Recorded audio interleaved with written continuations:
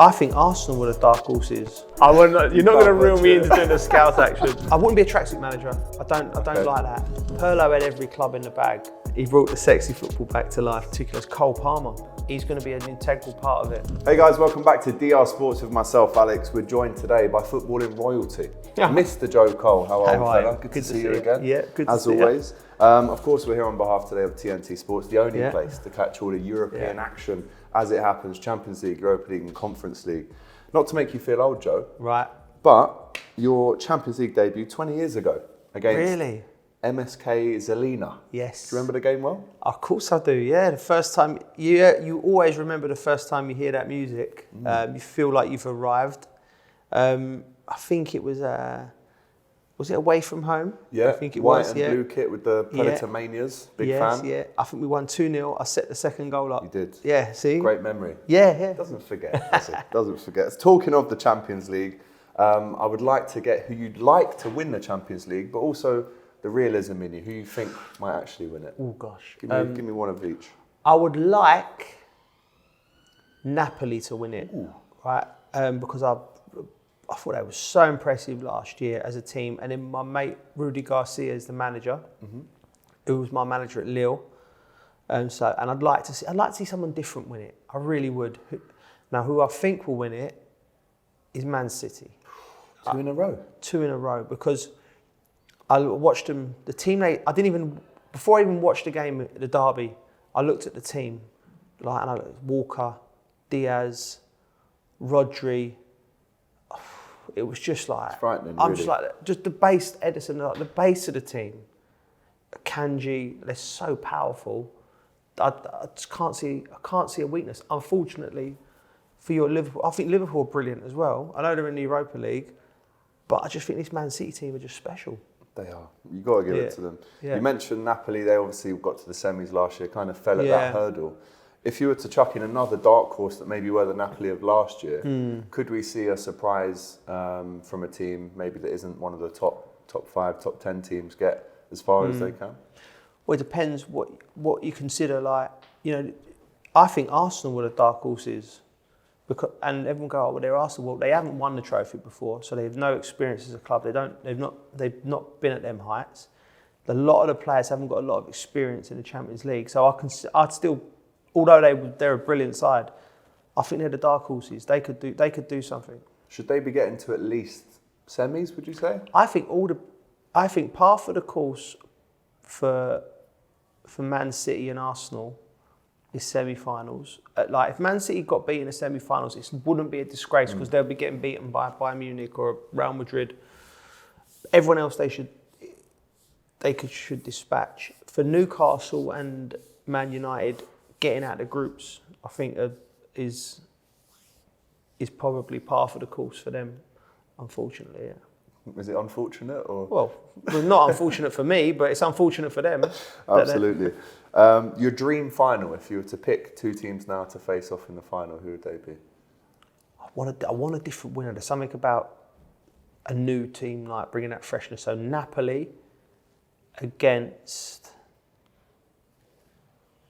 Arsenal, but with Napoli winning. Some prediction. Yeah, that is, that's what I'd like to see. It'd be a good game. That's to the watch, nasty for sure. side of me as well. We let them think that they're getting close. I'm only joking, Arsenal. I love. We went to Napoli with. I watched the England game in the city, and the Maradona, and it's just like stepping back in time. The people were chatting to the fans there, and how important their football club was for them. I just love to see them win it.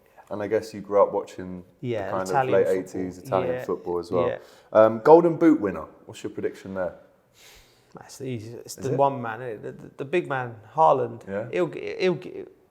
He'll get it. Okay, easy. Yeah. Europa League, again, very important to me personally as Liverpool are in it. I heard you say on TNT a couple of weeks ago that you almost think Liverpool are too good to be in this competition. Oh, without doubt. Without doubt. They're the best team by a mile in the competition. They've done a great job. So I'd love to see a Liverpool-West Ham final. Imagine that. Oh, I don't know if in Dublin. in Dublin. I don't know if my heart could take that, Joe. Yeah, I'll tell you what could take it. Whoever sells the Guinness, because they will have a great weekend. I reckon Liverpool just pit them to the Guinness. You reckon? Nah, I don't know. Right, trust me. That'll be a epic battle in the lead up to the final. Who can drink the most Guinness? The West Ham fans or the Liverpool fans? That'd be good. As you mentioned, West Ham, you made your UEFA Cup debut in 99-2000, even before your Champions League, when it was called the UEFA Cup. Is that going on nearly a quarter of a century of doing? Listen, you said it, not me, Joe. I don't want to put you in that position. But as we've spoken about, your three of your previous teams are in European competitions: Liverpool, West Ham, and Lille. Yeah. Who would you like to see as winners then, if you had to pick one out? Obviously, Liverpool and West Ham in Europa League. Yeah. Lille flying in the Conference League.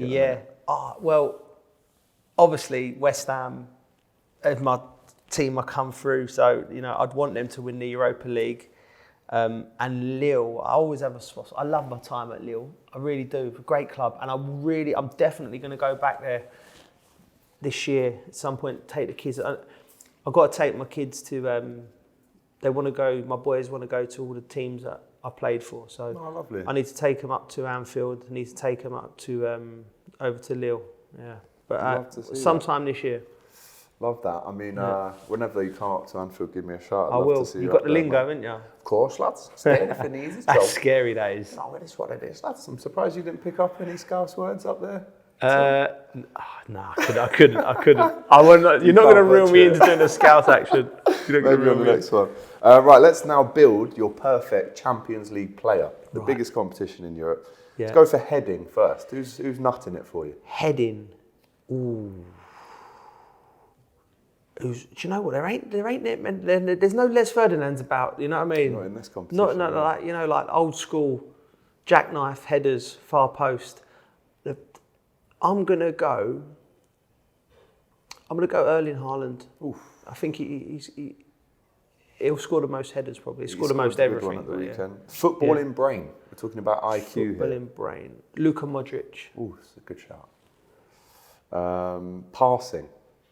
Passing. Ooh. This can be retired players as well. Really? Mix them all together. Okay. All ones retired passing. The best passable Pirlo. Oof. Pirlo had every club in the bag. Pirlo or Xavi, but I'm going to go with Pirlo. But them two, mate, honestly, the range of passing was a joke. Yeah, vision. Yeah. Shooting, I am going to go with Ronaldo. He's the Champions League top scorer. Am I right? Yep. Cristiano, yeah. He's got to be the shooting. Notable mention for Stevie G, Lampard in that one as You're well? throwing me in, yeah. All right, if we're going to keep it retro, we'll go with a joint Lampard-Gerrard. Okay, right I'll take it. Dribbling. Chuck yourself in there, Joe, if I was you as well on this one. No, I would go dribbling, Ronaldinho. Just drop of the shoulders, yeah, mate. He brought the sexy football back to life, didn't he, Ronaldinho? 100%. Yeah. Physicality, all over the place. Yeah, mate. Lots of ways you can think of this, but I'm going to go with N'Golo Kante because it shouldn't be that strong. I actually played against him at the back end of my career, and it was like running into a little brick wall. One Humpty Dumpty fell off. No, it was like, because you don't expect it. When you're like, I imagine it's the same as if you get punched in the face by a flyweight or something. It probably hurts a lot, and it shouldn't be that strong in that little package. But he was so strong, honestly, and he didn't stop running. He was physically incredible. Pace is the penultimate one. The fastest player. Do you know what? The fastest player I ever see on a football pitch in one go. There's two actually. One is not hit the heights I expected him. Was Adama Traore. He was rapid, but in the Champions League was Samuel Eto'o at Stamford Bridge. He made a run once, and it was just like he was gone. Was that in the 4-2 game? Yeah, and he also played here for Inter Milan. They won here with Inter Milan. Remember the goal? Yeah, and but it was the Barcelona days. He was the quickest thing I've seen on the pitch. Wow. Yeah. Underrated as well, actually. Yeah. Leadership. That's you obviously you as an Englishman would go to you will be going with John Terry, Rio Ferdinand's, them type of characters, Roy Keane, Patrick Vieira. But I think if you're going to go for I'm going to go with Paolo Maldini all time. Ooh. He was he just looked like a leader, didn't he?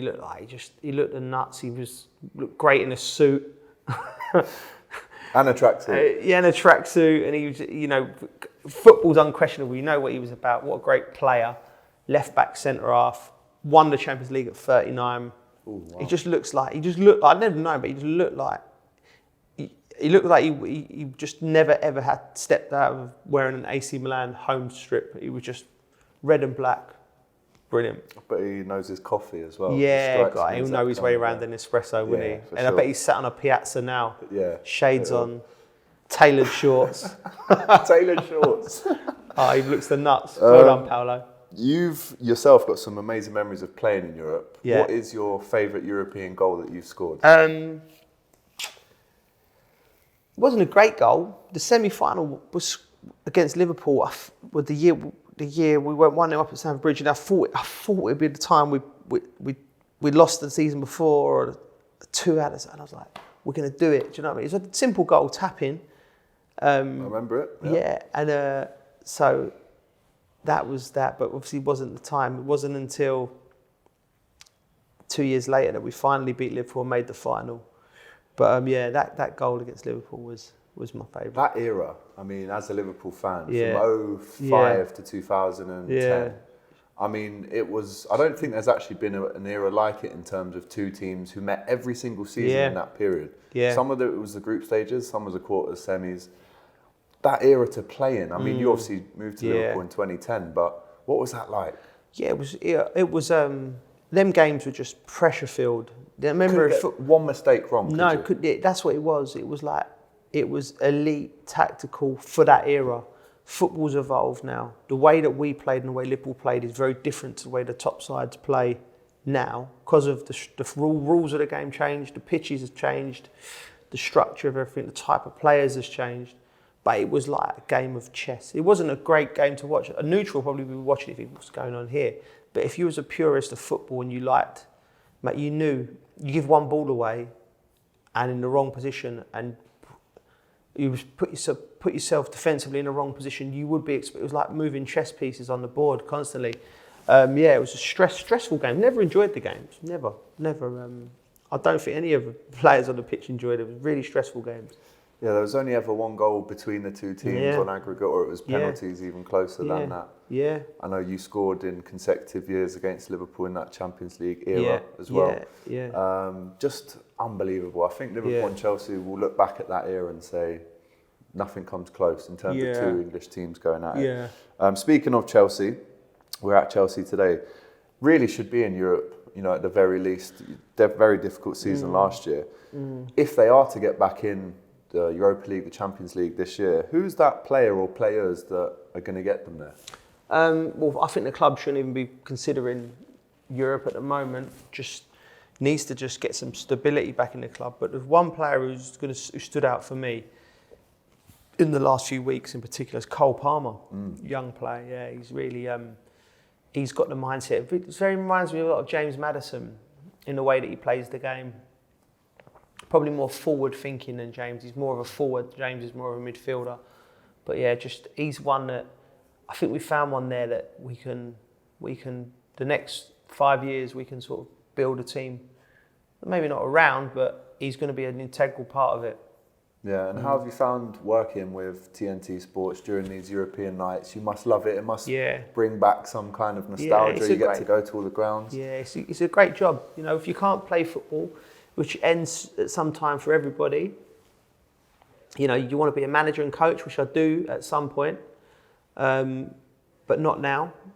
So this is the best. I'm constantly learning, challenging myself, trying to analyse the games. And just like you said, just being close to football. We're very, very lucky, the jobs that we all do in the media. And we're closer, we can watch these elite players at the prime of their game. You mentioned that you want to be a manager one day. I didn't actually know that. That's news to me. Pick me a Champions League manager that you would maybe base? Let's have your fashion, because I think it's important to nail that down. Are you a tracksuit man? Are you a suit man? Yeah. Are you a bit of both like you are today? And also what you would actually be like as a manager? Well, I think it's a good question about the fashion one. I quite like what Pep does. Okay. Do you know what I mean? I like what he does. But again, it all depends on what club you're at. You know, I think if you're a Manchester United manager, you've got to wear a suit. I don't know why that's in my head. Do you know what I mean? Yeah, Fergie always wore a suit. Yeah, I don't know. Maybe that's it. I think I think Pep's perfect for Man City. I think if you manage Bayern Munich, I think you've got to wear a suit. I don't know why. So, no, and as a manager, I think one thing you just got to be yourself. You know, you can't go, I'm going to, like, me trying to be Alex Ferguson and that type of manager, probably not going to work, because probably nothing like him as a character. You know, I've seen loads of great managers, and one thing you can't fake is you can't fake your emotion. So if I'm angry, I'll be angry. If I want to lift the players, then I'll do that. So you just can't fake it. You got to be yourself. Get lots of great people around you who bring all of the qualities that you don't have as a manager, to make sure within your team you've got someone who's elite organisation, elite coach, elite set piece coach, sports and fitness, someone on the side of the game, with the mentality side of the game, the psychology side of the game. So, you know, someone who's got all the things that you ain't got. You know, if you're a glass half full kind of guy, get someone who's a bit pessimistic around you in your coaching style. Well, what would happen if that don't work? You know, to make sure you've got the plans.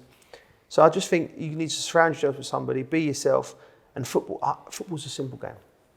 Ruined by idiots. Yes. Actually. So we're going with maybe a roll neck, maybe a... Yeah, I'm just trying to picture Joe Cole standing on the side of the pitch. Yeah, roll neck.